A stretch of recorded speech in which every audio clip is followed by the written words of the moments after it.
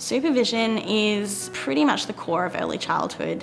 There is no time of the day where you're not supervising. It is the most basic but most important practice that there is in early childhood. We take the design of the centre and our rooms into consideration when setting up learning activities. It's really important to mentor the educators first of all so they understand the key priorities. We have our beautiful mango tree outside and that requires somebody to be present and actively involved, whereas then there are different activities that the children may be able to do with a little bit more autonomy and without quite as much involvement from their educators. So it's a bit of professional development and training around what the different levels of supervision mean and how to actively and effectively supervise based on those different levels. The team and I work through the challenges of effective supervision, all through communication. We use a team approach. If we need to leave a space, we'll often just say, hey, we're heading out, where we're going, what we're going to be doing.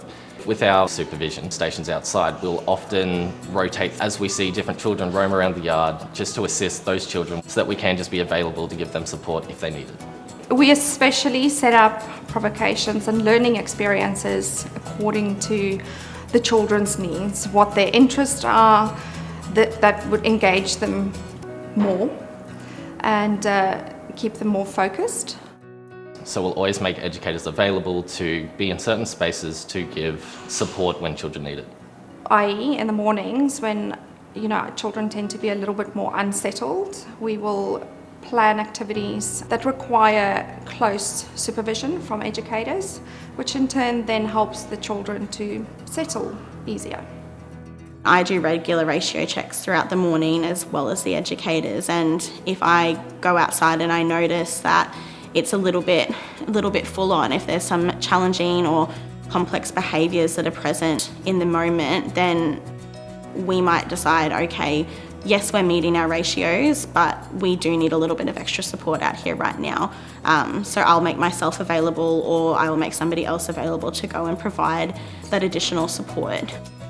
Because just because you're meeting a ratio doesn't necessarily mean that you're meeting the need for supervision and for effective supervision. Say for instance a child requires a hat out of their bag. We will place ourselves at the door, ensuring that we are still visible to all children in the outdoor environment and also having eyes on the child entering the room.